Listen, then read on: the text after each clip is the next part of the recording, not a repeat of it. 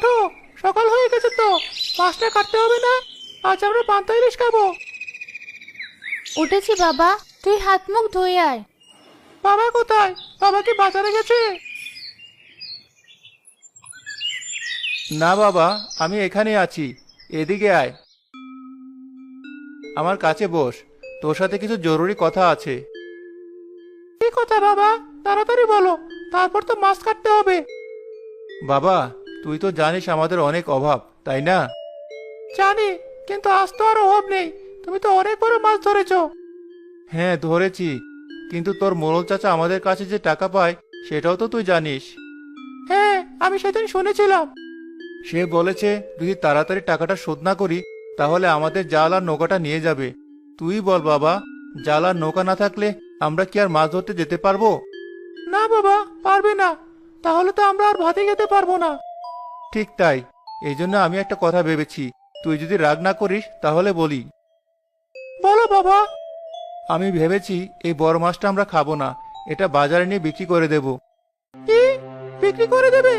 কেন বাবা? তুমি কথা দিয়েছিলে, তুমি বলেছিলে আমরা পান্তা ইলিশ খাবো। জানি বাবা, আমি কথা দিয়েছিলাম, কিন্তু তুই আমার একটা কথার উত্তর দে। আজ একদিন আমরা খুব মজা করে পান্তা ইলিশ খেলাম, আর কাল থেকে আমাদের খাওয়া দাওয়াই বন্ধ হয়ে গেল। সেটা কি ভালো হবে? আকবরের কথাগুলো শুনে আরিফের চোখে পানি চলে আসে। না, ভালো হবে না, কিন্তু আমার খুব খেতে ইচ্ছে করছে।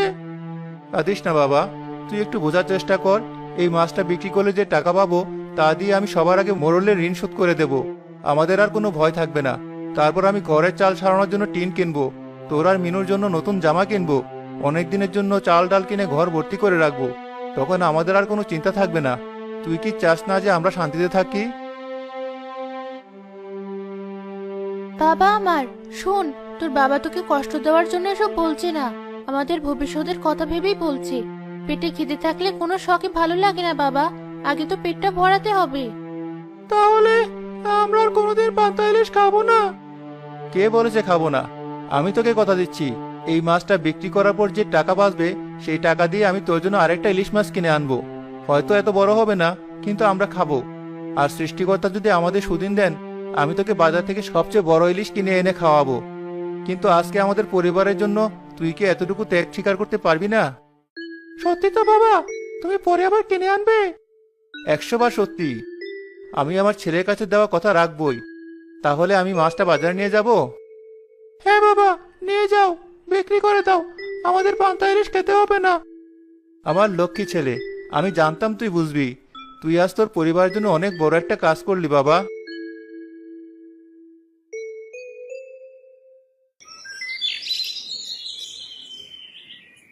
আরে আগুন নাকি?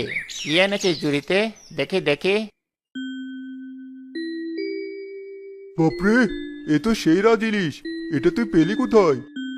সৃষ্টিকর্তার ইচ্ছায় নদীর ওই পশ্চিম দিকটায় পেয়েছি ভাই। আপনারা একটা দাম বলেন। আমি 5,000 টাকা দেব।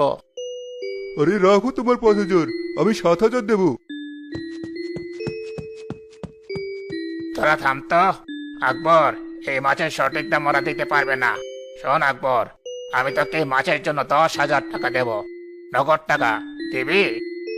10,000 টাকা? ঠিক আছে সোলেমান ভাই, আমি আপনার কাছে বিক্রি করব। কিরে আকবর, এসেছিস? আমি তোর কথাই ভাবছিলাম। আজ কিন্তু তোর টাকা দিতেই হবে, না হলে তো বুঝতেই পারছিস। মোড়ল মশাই, আমি আপনার টাকা দিতে এসেছি। এই নিন, গুনে দেখুন, আপনার সব টাকা এখানে আছে। আরে, তুই তো দেখি কথা রেখেছিস। আমি তো অবাক হয়ে গেলাম। কোথা থেকে পেলি এত টাকা?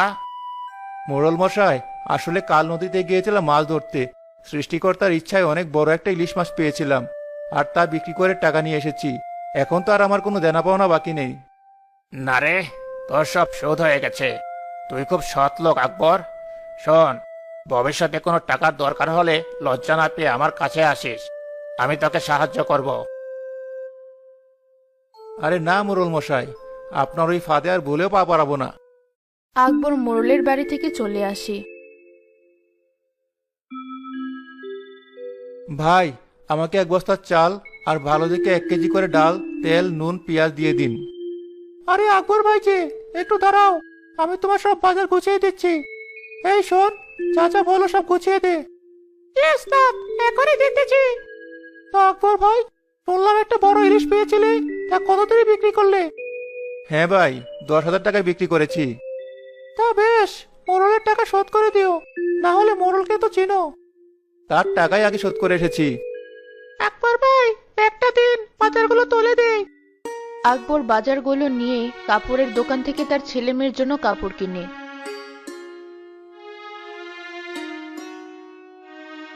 এরপর তার ছেলের শখ পূরণ করতে বাজার থেকে ইলিশ মাছ কিনে বাড়িতে ফিরে যায়।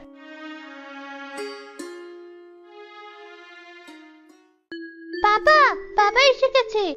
বাবা, এই এতগুলো ব্যাগে করে কি নিয়ে এসেছো? বাবা, তোমার হাতে ওটা কি? ওটাও কি ইলিশ মাছ? হ্যাঁ বাবা, এটা তোর জন্য।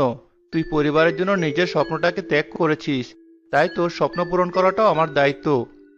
কিন্তু তুমি তো বড় মাছটা বিক্রি করে দিয়েছো। হ্যাঁ, আর সেই টাকা দিয়ে দেখ আমি কত কি এনেছি। মোড়লের দেনা শোধ করেছি। এখন আমাদের আর ভয় নেই। ঘরের চাল ঠিক করার জন্য টিন কিনবো। তোদের জন্য নতুন জামা এনেছি, আর এই মাছটা এনেছি যাতে তোর মন খারাপ না থাকে। এটা হয়তো অত বড় নয়, তবে এটা আমাদের শান্তির মাছ। বাবা, তুমি ঠিকই বলেছ। আমার আর কিছু চাই না। চলো, আমরা সবাই মিলে কাল সকালে পান্তা ইলিশ খাবো।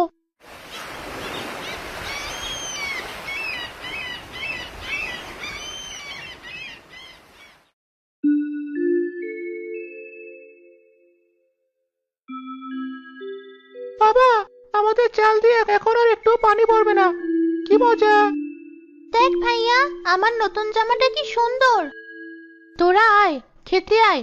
আমি আজ তোদের জন্য পান্তা ইলিশ করেছি। নে বাবা আরিফ, তুই আগে খা। তোর জন্যই তো আজ এই আয়োজন।